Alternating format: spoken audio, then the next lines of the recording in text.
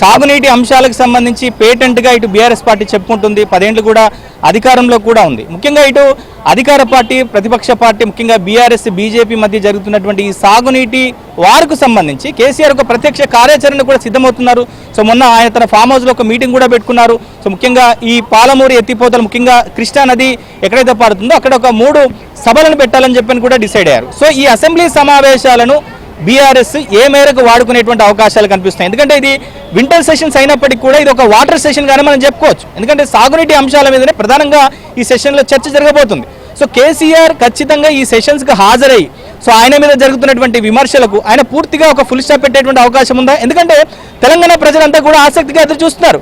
కేవలం ఒక రోజుకు మాత్రమే కేసీఆర్ పరిమితం అవుతారా, లేదా పూర్తిగా సెషన్లో పాల్గొని సాగునీటి అంశాల మీద కాంగ్రెస్ పార్టీలు ఏమైనటువంటి అనేక ఆరోపణలకు, విమర్శలకు కేసీఆర్ బదిలిచ్చేటువంటి అవకాశాలు ఏమైనా కనిపిస్తున్నాయా? దీనికి సంబంధించి పార్టీ ఎమ్మెల్యేలు ఏమైనా కేసీఆర్ మీద ఒత్తిడి తెచ్చేటువంటి అవకాశాలు కనిపిస్తున్నాయా? ఖచ్చితంగా ఈ సభను పూర్తిగా ఉపయోగించుకోవాలనేది బీఆర్ఎస్ పార్టీ ఆలోచనగా ఉంది. ఎందుకంటే సభ లోపల బయట ఎక్కడ కూడా ప్రతిపక్షంగా వాయిస్ వినిపిస్తే ఖచ్చితంగా ప్రజల్లోకి వెళ్తామనేది కేసీఆర్ ఆలోచనగా ఉంది. ఇందులో భాగంగానే వాస్తవానికి బయట సభలు సమావేశాలు నిర్వహించేదానికి అసెంబ్లీ సాక్షిగా లెక్కలతో సహా చెప్పేదానికి చాలా తేడా ఉంటుంది. కాబట్టి ఈ సమావేశాలను పూర్తి స్థాయిలో ఉపయోగించుకోవాలనేది, ఉపయోగించుకుంటామని కూడా హరీష్ రావు మేము పూర్తి ప్రిపేర్డ్గా ఉన్నాము, ఎట్టి పరిస్థితుల్లోనూ ఏ అవకాశం వచ్చినా వదులుకోము, తాము 10 ఏళ్ల బీఆర్ఎస్ హయాంలో ఏం చేశామో రాష్ట్ర ప్రజలకు తెలియజేస్తామనేది బీఆర్ఎస్ పార్టీ చెప్తుంది. ఇక కేసీఆర్ లాంటి స్వయంగా కేసీఆర్ కనుక ఈ సమావేశాల్లో చర్చలో పాల్గొని వివరిస్తే కనుక ఖచ్చితంగా బీఆర్ఎస్ పార్టీకి కాస్త మైలేజ్ వస్తుంది. అదేవిధంగా తెలంగాణ ప్రజలు కూడా కన్విన్స్ అయ్యే అవకాశం ఉంటుంది. కాబట్టి ఎట్టి పరిస్థితుల్లోనూ ఈ అవకాశాన్ని బీఆర్ఎస్ పార్టీ ఉపయోగించుకుంటుంది. ఎందుకంటే గత 2 సెషన్స్గా మనం చూసాం, అసెంబ్లీ సమావేశాల్లో సాధారణంగా అధికార పక్షాన్ని పైచేయిగా వస్తూ ఉంటుంది. కానీ అసెంబ్లీ సమావేశాల్లో బీఆర్ఎస్ పార్టీ నాయకులకు ఉన్న అనుభవం కావచ్చు, హరీష్ రావు, కేటీఆర్ లాంటి నాయకులు కావచ్చు, ఇతర నాయకులకు వాళ్ళకున్న అనుభవాన్ని దృష్టిలో పెట్టుకుని పూర్తి స్థాయిలో అసెంబ్లీ సమావేశాలను వినియోగించుకున్నారు. అంటే చర్చలో పాల్గొని ప్రజలను అంటే తాము చేసిన పనులను చెప్పడం ద్వారా కాస్త ప్రజల్లో చర్చలో ఉంటున్నారు. సో ఈ మేరకు ఇప్పటికే పాలమూరు రంగారెడ్డికి సంబంధించి కేవలం 45 టీఎంసీలకి ఉత్తమ్ కుమార్ రెడ్డి సంతకం పెట్టాడా లేదా అనేది ప్రధానంగా బీఆర్ఎస్ పార్టీ ఎత్తుతున్న ప్రశ్న. సో అదే సందర్భంలో ఏదైతే డిపిఆర్ ఏడాది క్రితమే డిపిఆర్ను వెనక్కి పంపిస్తే మళ్ళీ తిరిగి ఎందుకు పంపించలేదని కూడా ప్రధానంగా బీఆర్ఎస్ అడుగుతుంది. ఈ అంశాలనే కనుక సభలో చెప్పడం ద్వారా పెద్ద ఎత్తున ప్రజల్లో చర్చలోకి ఉంచినట్లయితుంది. ఇంకొక ముఖ్యమైన అంశాన్ని కూడా బీఆర్ఎస్ పార్టీ చెప్తుంది.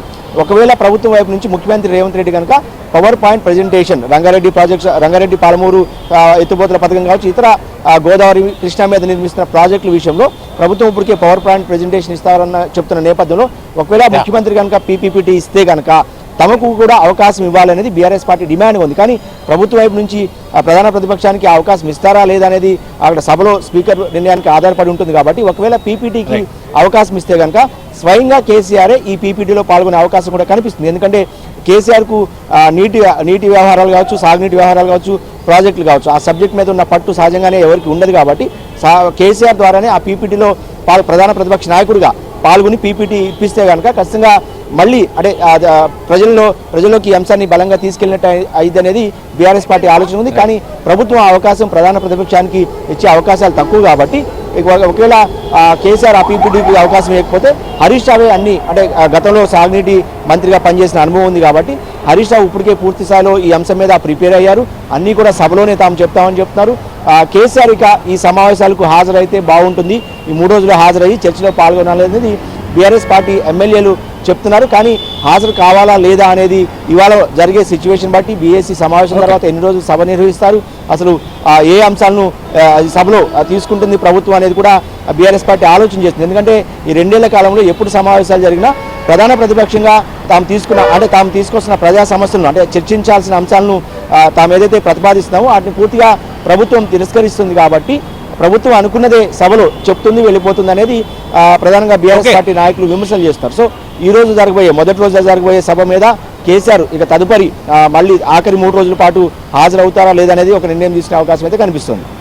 సో మొత్తం మీద కేసీఆర్ మొన్న జరిగినటువంటి సమావేశంలో ప్రభుత్వానికి 2 ఏళ్ళు సమయం ఇచ్చాము, ఇక చూస్తూ ఊరుకునేది లేదు, తోలు తీస్తామని చెప్పినటువంటి కేసీఆర్ మరి అసెంబ్లీ వేదికగా దొరికేటువంటి అవకాశాన్ని ఆయన వినియోగించుకుంటారనేటువంటి చూడాల్సింది. మొత్తం మీద అసెంబ్లీ తర్వాత ఇవాళ జరిగేటువంటి బీఏసీ సమావేశం కూడా చాలా హాట్గా జరిగేటువంటి అవకాశాలు కనిపిస్తాయి. ముఖ్యంగా ఇటు బీఆర్ఎస్ పార్టీ ఖచ్చితంగా 16 రోజుల పాటు ఈ వింటర్ సెషన్స్ని నిర్వహించాలి. అలానే అనేక సమస్యలు ఉన్నాయి కాబట్టి ప్రతి అంశం మీద కూడా చర్చ జరపాలని చెప్పని బీఆర్ఎస్ నేతలు కోరుతున్నటువంటి నేపథ్యంలో మరి స్పీకర్ బీఆర్ఎస్ నేతలు అడిగేటువంటి డేస్కి ఆయన అనుమతి ఇస్తారా లేదా కేవలం 3 రోజులకే అసెంబ్లీని కుదిస్తారనేటువంటి చూడాల్సింది. మొత్తం మీద ఈ సాగునీటి వార్కు సంబంధించి ఈ వాటర్ వార్కు సంబంధించి ఇటు ఇవాళ అసెంబ్లీలో అంటే ఇవాళ అయితే కేవలం ఒక అంటే బిల్లులని ముఖ్యంగా ఈ ఆర్డినెన్స్ని అలానే అమెండ్మెంట్స్ని టేబుల్ చేయడానికి మాత్రమే ఇవాళ అసెంబ్లీ పరిమితం అవుతుంది. సో పూర్తి స్థాయి చర్చ అంతా కూడా 2వ తారీఖు 3వ తారీఖు కొనసాగేటువంటి అవకాశాలు అయితే కనిపిస్తాయి. పూర్తిగా రేవంత్ రెడ్డి టీం అంతా పూర్తిగా ప్రిపేర్ అయింది. సో సాగునీటి అంశానికి సంబంధించి బీఆర్ఎస్ నాయకులు చేసేటువంటి